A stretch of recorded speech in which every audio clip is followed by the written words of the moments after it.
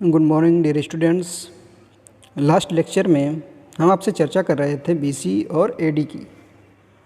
BC before common era BCE के नाम से जानते हैं, एडी को एनो डोमिनी के नाम से जानते हैं। मैंने इसकी चर्चा की थी, इसमें बिक्रमी संवत की भी चर्चा करने वाला था। बिक्रमी संवत और सन में 57 का अंतर रहता है, अर्थात वर्तमान में सन 2023 चल रहा है। यदि आप इसमें 57 ऐड कर देते हैं तो आपको बिक्रमी संवत अर्थात 2080 का ज्ञान हो जाएगा। इसकी ऑथेंटिक यदि आप पुष्टि करना चाहते हैं तो संविधान की प्रस्तावना में भी बिक्रमी संवत और सन का जिक्र है। बिक्रमी संवत 2006 और नवंबर 1949 सन का जिक्र है, जिन दोनों का अंतर 57 निकलता है। बात कर रहे थे प्राचीन इतिहास के स्रोत की, सोर्सेस ऑफ इंडियन हिस्ट्री। इसमें पुरातात्विक और साहित्यिक एविडेंस के रूप में बांटा गया है। पुरातात्विक के अंतर्गत अभिलेख आएंगे, सिक्के, मृदभांड, मुहरें, मूर्तिकला, स्थापत्य। इसी प्रकार से साहित्यिक एविडेंस के अंतर्गत धार्मिक साहित्य, ऐतिहासिक एवं समकालीन ग्रंथ और विदेशी यात्रियों का विवरण। धार्मिक साहित्य को 3 भागों में बांटा गया है: ब्राह्मण ग्रंथ, बौद्ध ग्रंथ, जैन ग्रंथ। ब्राह्मण ग्रंथों के अंतर्गत वेद, जिन्हें आप जानते हैं ऋग्वेद, यजुर्वेद, सामवेद, अथर्ववेद। ब्राह्मण ग्रंथ आरण्यक, उपनिषद, पुराण, वेदांग अर्थात वेदों के अंग, स्मृतियाँ, महाकाव्य। बौद्ध ग्रंथ के अंतर्गत सुत्त पिटक, विनय पिटक, अभिधम्म पिटक, मिलिंद पन्हु में नागसेन और मिलिंद के प्रति प्रश्न उत्तर के रूप में वार्तालाप जो हुई उसका इसमें संकलन है। दीपवंश और महावंश दोनों श्रीलंका के बौद्ध ग्रंथ हैं। सुत्त पिटक, विनय पिटक और अभिधम्म पिटक, इन तीनों को त्रिपिटक के नाम से जानते हैं। इसी प्रकार से जैन ग्रंथ में जैन साहित्य को आगम साहित्य के नाम से जानते हैं। इसमें भद्रबाहु चरित्र, परिशिष्ट पर्वन की रचना हेमचंद ने की है। कालका पुराण, इसमें तत्कालीन मालवा का चित्रण मिलता है। ये विदेशी यात्रियों में तिब्बती यात्री, यूनानी के यात्री, चीनी यात्री और मुस्लिम यात्री। तिब्बत में सर्वप्रमुख नाम तारानाथ का आता है, यूनानी यात्री नियार्कस, अरिस्टोब्यूलस और चीनी में प्रमुख रूप से हैं हेनसांग, फाइयान, इसिंग, सुंग्योन। मुस्लिम में सुलेमान, अलबरूनी आदि विदेशी यात्रियों का वर्णन इसके अंतर्गत आता है। पहला पॉइंट है अभिलेख। अभिलेखों के अंतर्गत राजा या महाराजाओं के द्वारा राजाज्ञाएँ लिखवाई जाती थीं। उन राजाज्ञाओं पर जन कल्याण की सूचनाएं होती थीं या राजा के द्वारा किए गए कार्य। जैसे वर्तमान में भी किसी के द्वारा यदि कोई सड़क या कुछ निर्माण कार्य करवाया जाता है, शिलापट्ट लगाई जाती है। उस शिलापट्ट में उस पर्टिकुलर सांसद या ग्राम प्रधान या जिसके द्वारा कार्य किया जाता है या प्राइम मिनिस्टर का नाम होता है और उसे बेसिकली बुलाया भी जाता है ओपनिंग के समय। तो उसी प्रकार से प्राचीन काल में भी अभिलेख और शिलालेखों का जिक्र होता है। तो अभिलेखों के अध्ययन को पुरालेख शास्त्र कहते हैं, एपिग्राफी कहते हैं। इसके अंतर्गत बृहत शिलालेख, लघु शिलालेख। बृहत शिलालेख अर्थात बड़ी शिलाओं पर लिखे गए लेख, लघु शिलालेख, स्तंभ लेख, गुहालेख और ताम्रपत्र लेख। लघु शिलालेख छोटे शिलाओं पर लिखे गए लेख। स्तंभ लेख, ये अशोक का लगा रखा है स्तंभ लेख। ये इस प्रकार से स्तंभों पर जो अशोक के स्तंभ हैं उन पर सूचनाएं अंकित हैं, उन्हें स्तंभ लेख कहते हैं। गुहा लेख अर्थात गुफाएं, ये गुफा हैं वशिष्ठ पुत्र पुलमावी का नासिक गुहा लेख है, गुफाओं पर लिखे गए लेख।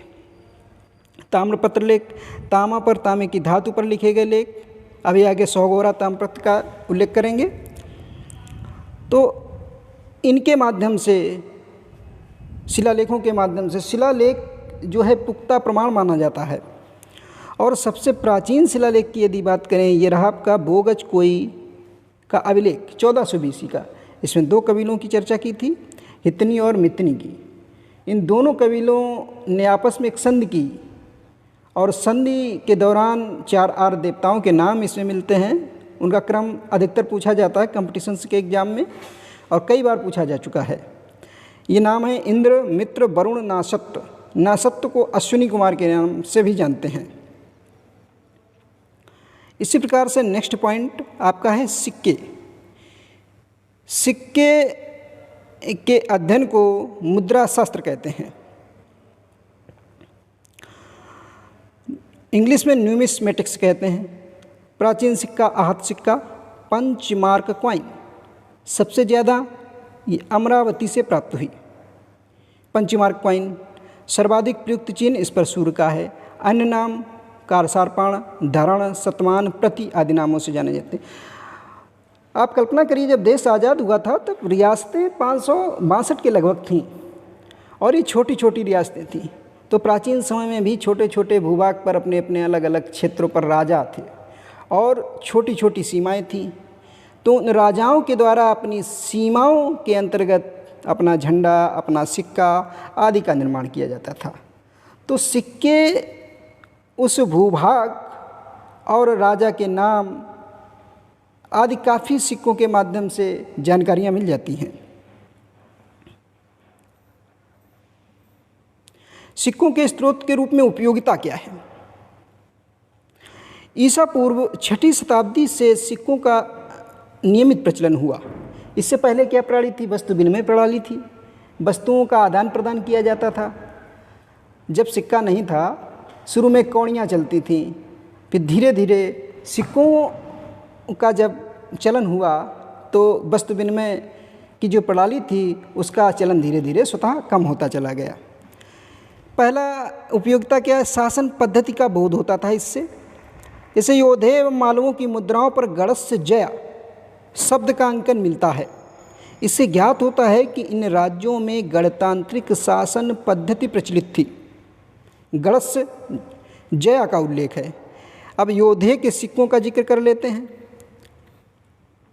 योधे सिक्का, ये कुषाण सिक्के का अनुकरण 3री 4वीं शताब्दी ईसा पूर्व। अग्रभाग पर ये कार्तिकेय हैं और पृष्ठभाग पर देवसेना है बाईं ओर। इस पे ब्राह्मी लिपि में लिखा हुआ है योधे गणस्य जया। ये ब्राह्मी लिपि में लिखा हुआ है योधे गणस्य जया, योधे गणराज्य की जय हो। अर्थात यहाँ गणतंत्र की स्थापना थी।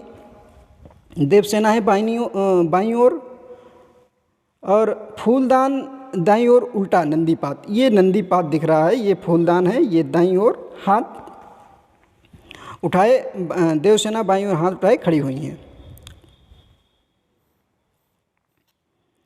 राजनीतिक, दूसरा पॉइंट, राजनीतिक, आर्थिक, धार्मिक एवं सांस्कृतिक पहलुओं की जानकारी मिलती है। यदि किसी काल में सिक्के की बहुलता दिखाई देती है तो यह अनुमान लगाया जा सकता है कि व्यापार वाणिज्य विकसित अवस्था में रहा होगा। सातवाहन शासक यज्ञ श्री सातकर्णी के सिक्कों पर जहाज का अंकन मिलता है। इससे ज्ञात होता है कि दूसरे देशों के साथ सातवाहन राज्यों का सघन सामुद्रिक व्यापार होता था। सम्राट के धर्म एवं व्यक्तिगत गुणों की जानकारी का बोध होता था।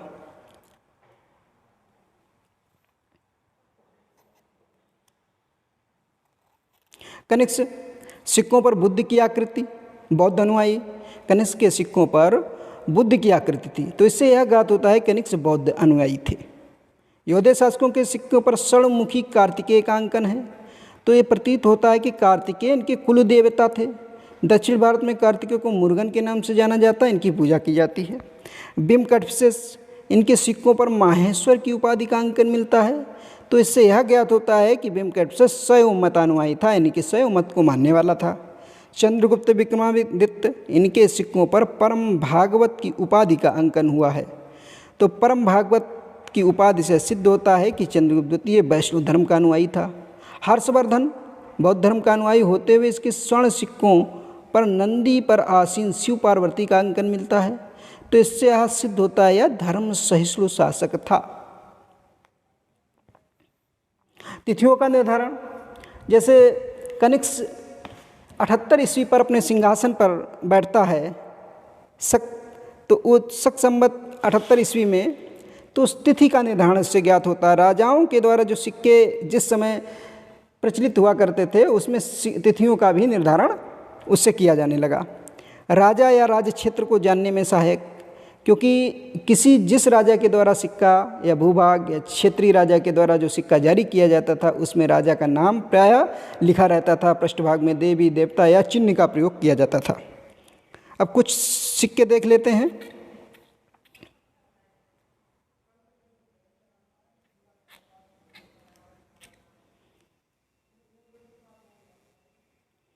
ये रहे आहत सिक्का। आकार निर्धारित नहीं होता था, पहले धातु पर आहत करके बनाया जाता था, उसे पंचमार्क कॉइन या आहत सिक्का कहते थे। तांबे और कांसे के आहत सिक्के हैं। कुजुल कटफिशस और बिम कटफिशस दोनों कुषाण शासक थे। बिम कटफिशस के द्वारा स्वर्ण सिक्का चलाया गया। ये आप देख रहे हैं बिम कटफिशस का स्वर्ण सिक्का।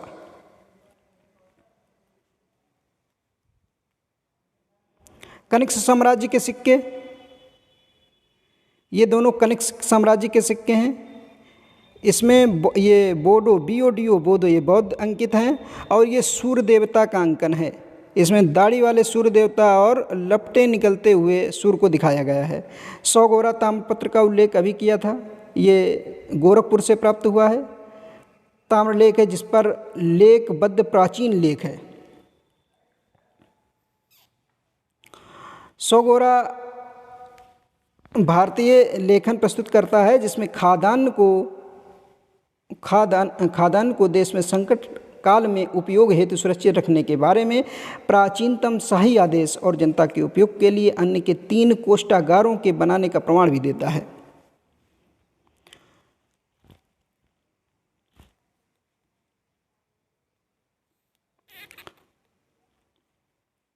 समुद्रगुप्त का आर्चर प्रकार का सिक्का, ये पहले पॉइंट में आप देख पा रहे हैं। इसमें आर्चरी अर्थात धनुष के द्वारा तीरंदाजी करते हुए शिकार करते हुए। पहला है कुमारगुप्त का सिंह वध करने वाला। 3rd पॉइंट पे ये कुमारगुप्त का है। सिंह निहंता प्रकार का सिक्का बोलते हैं इसे। और चंद्रगुप्त का धनुधर प्रकार का सिक्का है ये। 4th क्रम में चंद्रगुप्त का धनुधारी प्रकार का सिक्का।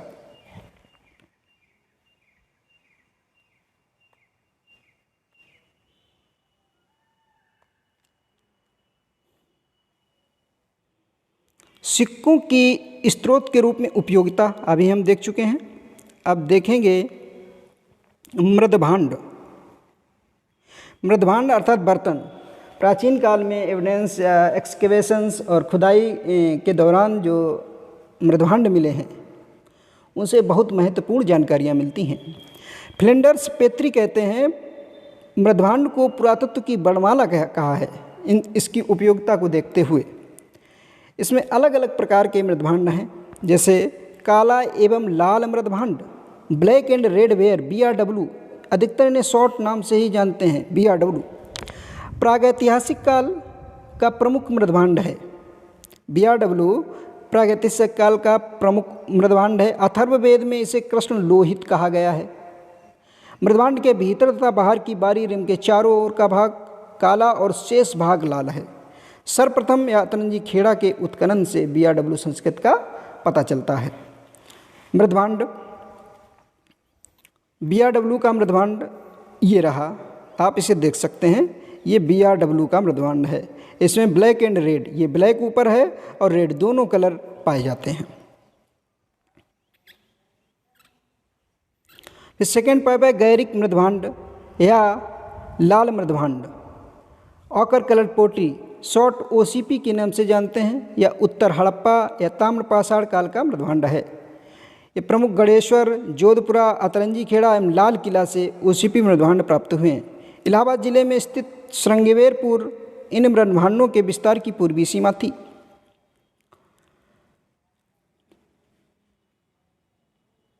चित्रित धूसर मृदभांड पेंटेड ग्रे बेयर।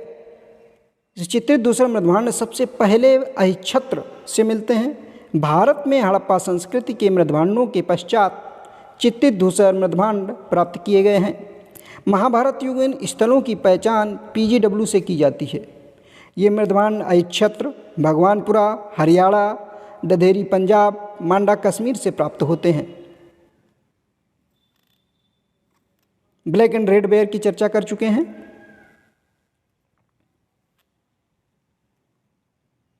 ये PGW पेंटेड ग्रे बेयर के मृदभांड और ऑकर कलर्ड पोट्री, इसी में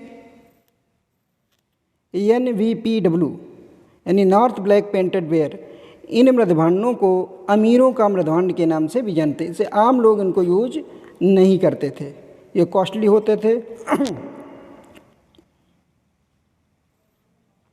उत्तरी काले पालिशदार मृदभांड, नॉर्दर्न ब्लैक पॉलिश्ड बेयर।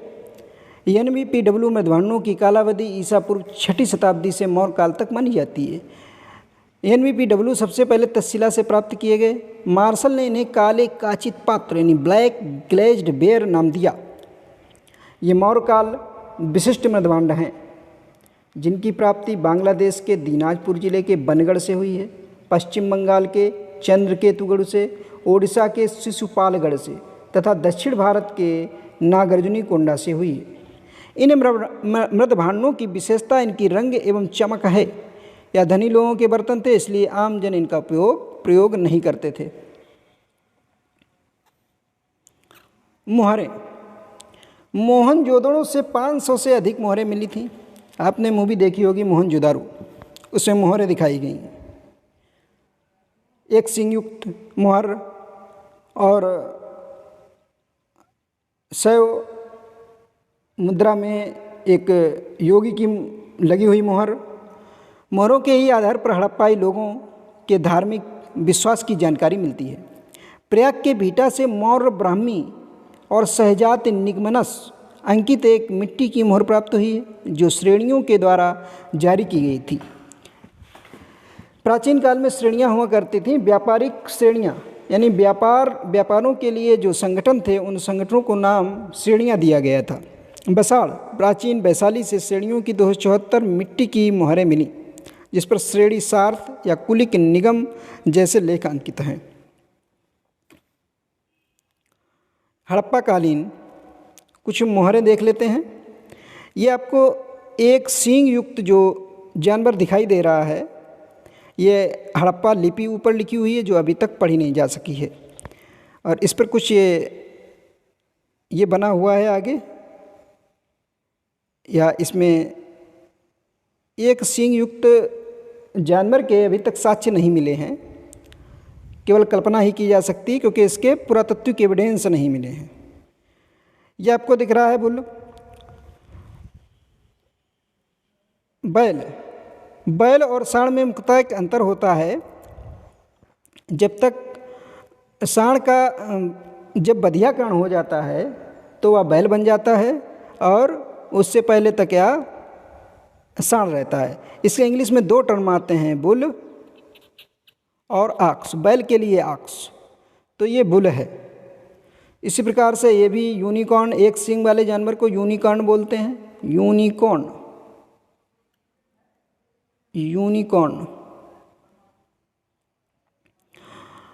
ये भी एक सींग युक्त मोहर है, और ये हड़प्पाई लिपि प्रदर्शित है, इसमें हाथी का अंकन है।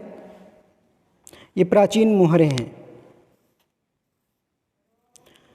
अब नेक्स्ट टर्म जो आएगा मूर्तिकला। हड़प्पा काल में कांसे की ढलाई की प्रथा थी। कांसे की मूर्तियों को लुप्त मोम तकनीक का उपयोग करके बनाया जाता था। लुप्त मोम तकनीक क्या थी? सबसे पहले मोम की एक मूर्ति बनाई जाती थी और मोम की मूर्ति पर मिट्टी का लेपन कर दिया जाता था और फिर उसको गर्म किया जाता था। मिट्टी गर्म होती थी, मोम पिघलकर निकल जाता था। फिर एक छोटे से सुराख से उसमें धातु भर दी जाती थी पिघलाकर, और जब धातु पिघलाकर उसमें भर दी जाती थी, फिर जब वो ठंडी होती थी और जमने के बाद उस पर मिट्टी का लेपन है उसे हटा दिया जाता था, और जो मोम की आकृति जिस प्रकार से होती थी उसी प्रकार से एक मूर्ति का निर्माण हो जाता था। इसे लुप्त मोम तकनीक कहते हैं। मोहनजोदड़ो से मिली नर्तकी लड़की की मूर्ति विश्व की सबसे पुरानी कांसे की मूर्ति है। इस मूर्ति की खोज अर्नेस्ट मैके महोदय ने की 1926 में। आप इसके नोट्स भी बनाते चलिएगा, बहुत महत्वपूर्ण पॉइंट है और लगभग सभी कंपटीशंस में ये पूछे जाते हैं, चाहे वो एसएससी हो, जीडी पुलिस हो, यहाँ तक कि पीसीएस और आईएएस तक में ये सवाल कॉन्सेप्ट बेस पूछे जाते हैं। मोहनजोदड़ो से प्राप्त दाढ़ी वाले पुजारी की मूर्ति मिलती है। मौर्य काल की 2 प्रसिद्ध मूर्तियाँ यक्ष और यक्षिणी की हैं। ये सभी तीनों धर्मों हिंदू, बौद्ध और जैन में पूजनीय थी। यक्षिणी का सबसे पुराना उल्लेख तमिल रचना शिल्पादिकारकम में मिलता है, जिसकी शिल्पादिकारकम की रचना इलंगो अधिगल ने की है।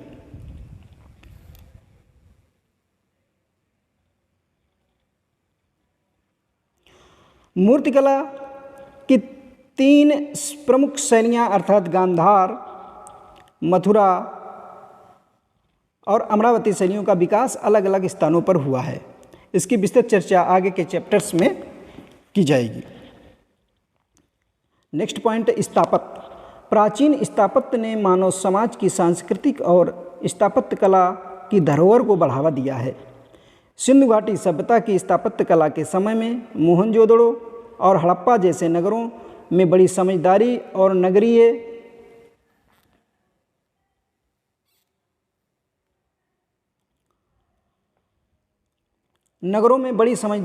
सुविधाओं के नगरीय सुविधाओं के साथ वास्तुकला का विकास हुआ। बौद्ध और जैन स्तूपों की स्थापत्य कला का विकास हुआ। खजुराहो के मंदिर मध्यकालीन स्थापत्य कला का महत्वपूर्ण उदाहरण हैं। इसमें कुछ स्थापत्य से संबंधित मैंने पिक्स लगा रखी हैं, जिनकी अभी उपरोक्त चर्चा हो चुकी है। यक्ष और यक्षिणी, ये यक्षिणी की मूर्ति है। दीदारगंज,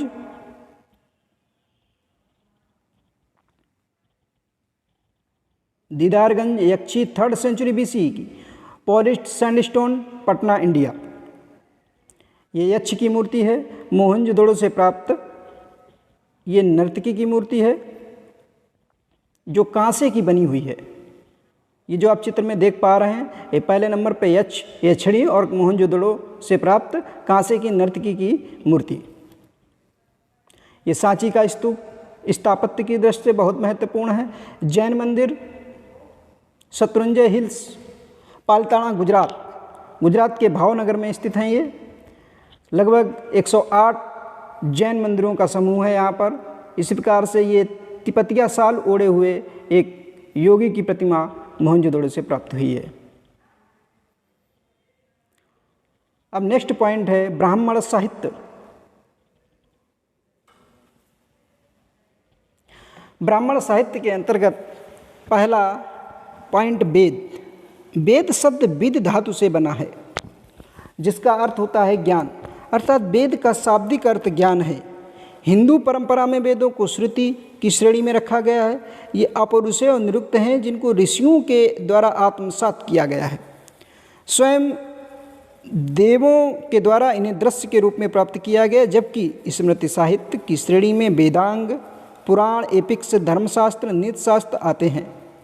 वेद 4 हैं, ऋग अर्थात ऋग्वेद, सामवेद, यजुर्वेद और अथर्ववेद। इन चारों को संहिता कहते हैं। ऋग्वेद संसार की सबसे पहली काव्यात्मक रचनाएं उपलब्ध हैं। प्रत्येक वेद के 4 अंग हैं। इसमें संहिता, ब्राह्मण, आरण्यक और उपनिषद हैं।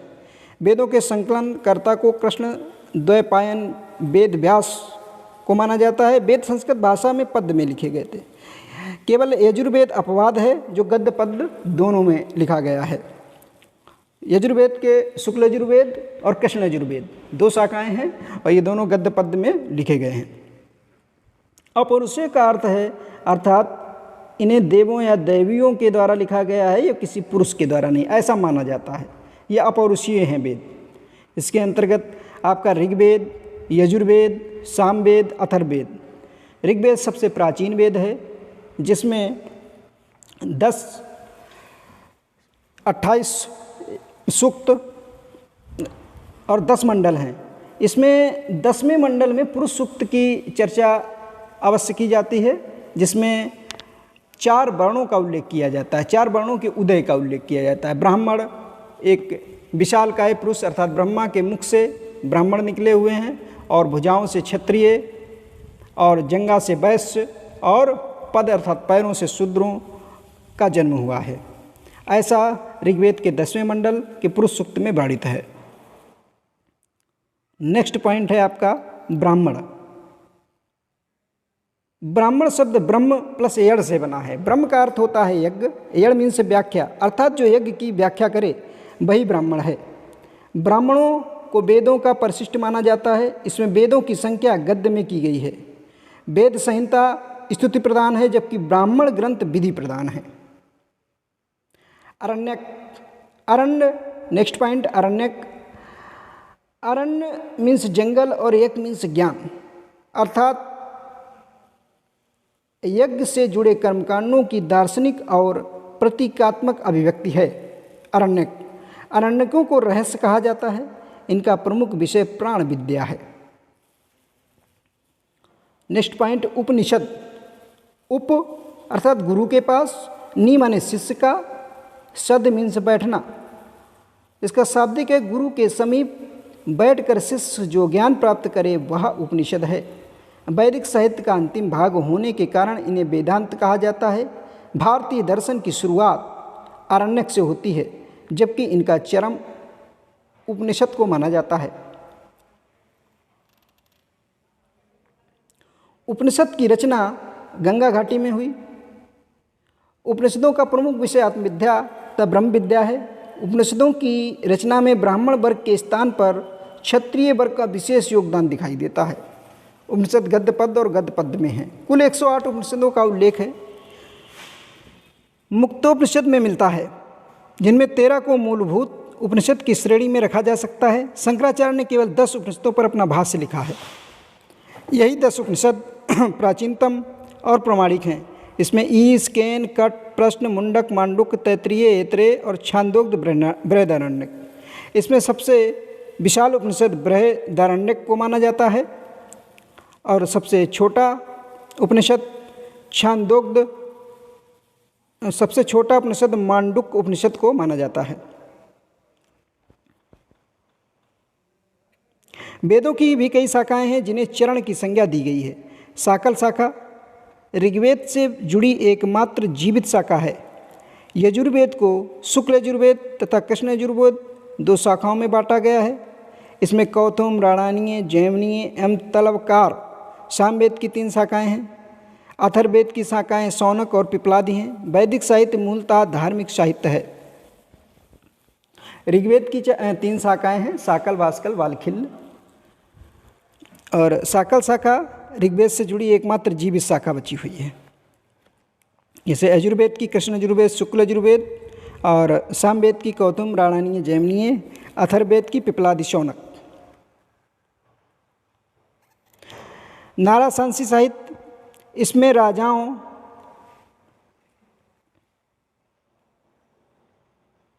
तथा ऋषियों के स्तुतिपरक गीत हैं।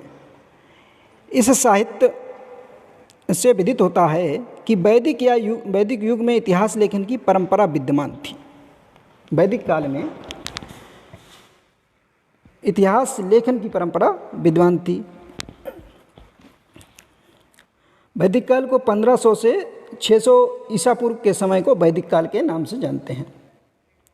वेदांग अर्थात वेदों के अंग। वेदों के सही उच्चारण, प्रयोग तथा उनकी व्याख्या के लिए 6 वेदांग की रचना की गई है। वेदांग साहित्य का रचना काल 600 से 200 ईसा पूर्व स्वीकार की गई है। यास्क के निरुक्त की रचना 6ठी शताब्दी ईसा पूर्व मानी जाती है। वेदांग के कुल 6 अंग हैं, जिसमें व्याकरण, निरुक्त, ज्योतिष, शिक्षा, कल्प, छंद। व्याकरण को मुख्य माना जाता है और ये भाषा विज्ञान यानी शब्द मीमांसा से संबंधित है। निरुक्त को कान की संज्ञा दी गई है। इससे व्युत्पत्ति शास्त्र यानी शब्दों की व्युत्पत्ति से संबंधित ज्ञान है। ज्योतिष को नेत्र की संज्ञा दी गई, इसमें भविष्य विज्ञान है। शिक्षा को नासिका कहा गया है, इसमें स्वर विज्ञान है। कल्प की संज्ञा हाथ से की गई है, इसमें धर्मानुष्ठान और कर्मकांडीय शास्त्र है। छंदों की तुलना पैर से की गई। चतुष्पदी व्रत यानी ध्वनि प्रवाह है इसमें। इसके बाद नेक्स्ट पॉइंट आएगा सूत्र साहित्य। वैदिक साहित्य के अंतर्गत सूत्र साहित्य को रखा गया है। वैदिक साहित्य को अक्षुण्ण बनाए रखने के लिए सूत्रों की रचना की गई है, जिनका रचना काल 600 से 300 ईसा पूर्व माना जाता है। पाणिनि की अष्टाध्यायी सूत्र लेखन का सबसे विख्यात उदाहरण है। सूत्र साहित्य पूरा गद्य में लिखा हुआ है। अब महाकाव्य की चर्चा करेंगे। संस्कृत के दो एपिक्स हैं, रामायण और महाभारत। महाभारत वाल्मीकि तथा रामायण की चर्चा हुई है तथा उसमें वर्णित राम कथा वाले अंश को रामोपाख्यान कहा गया है। दूसरी ओर रामायण में कुरु, हस्तिनापुर, जन्मेजय का उल्लेख है, किंतु महाभारत के युद्ध का कहीं उल्लेख नहीं है। इस प्रकार दोनों एपिक्स एक दूसरे के परिदृश्य से परिचित थे। महाभारत का रचना काल 400 से 400 ईस्वी के मध्य तथा रामायण का रचना काल 5वीं शताब्दी ईसा पूर्व से 3री शताब्दी ईस्वी के मध्य माना जाता है। रामायण में महाभारत की अपेक्षा विषय की अधिक एकरूपता तथा उतने मिथक तथा आख्यान नहीं है। महाभारत, मान्यता के अनुसार महाभारत की रचना व्यास ने की, किंतु महाभारत जिस रूप में आज उपलब्ध है उसकी रचना किसी एक व्यक्ति ने नहीं की। परंपरा के अनुसार इस ग्रंथ के लिपिक भगवान श्री गणेश माने जाते हैं। महाभारत में कुल 18 पर्व अर्थात अध्याय हैं। हरिवंश इसका परिशिष्ट है, खिल पर्व। भगवद गीता इसके छठे भीष्म पर्व का भाग है। कई कॉम्पिटिशन्स के एग्जाम में ये क्वेश्चन बनता है, भगवद गीता इसके किस पर्व का भाग है, अर्थात भगवद गीता इसे भीष्म पर्व का भाग है। भगवद गीता को स्मृति प्रस्थान भी कहते हैं। शांति पर्व महाभारत का सबसे बड़ा पर्व है। महाभारत के उत्तरवर्ती तथा दक्षिणवर्ती 2 संस्मरण उपलब्ध हैं। इसकी मूल कथा में कौरव पांडव 2 चचेरे भाइयों के 2 कुलों के बीच की संघर्ष कथा है। महाभारत में ही शकुंतला, सावित्री, नल, दमयंती का उल्लेख है। गुप्तयुगीन अभिलेखों में सर्वप्रथम 1 लाख श्लोक वाले महाभारत का उल्लेख मिलता है।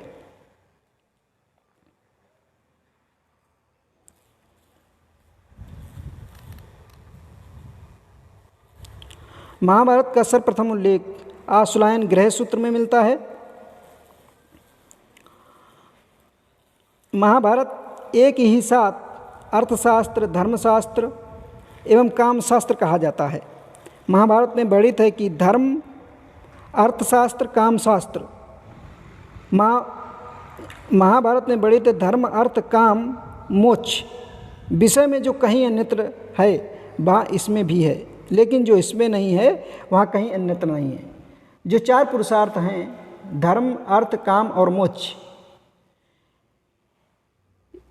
ये चारों पुरुषार्थ की चर्चा इसमें की गई है। जो महाभारत में वर्णित है वो तो इसमें वर्णित है ही, जो अन्यत्र कहीं वर्णित है वो भी इसमें वर्णित है। जो महाभारत में नहीं वर्णित है,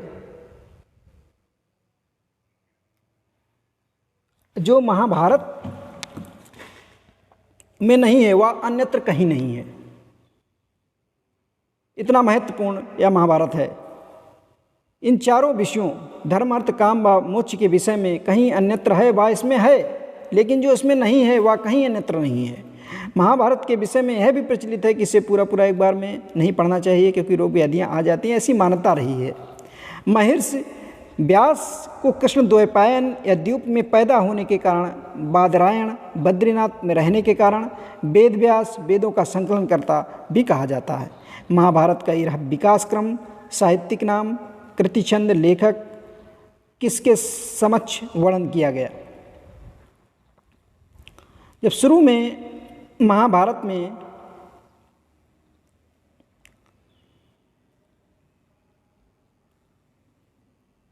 आठ 8,000 श्लोक थे, छंद थे, तब इसे व्यास ने लिखा और युधिष्ठिर के सामने वर्णित किया गया, तो इसके जय नाम से जाना जाता था, जय।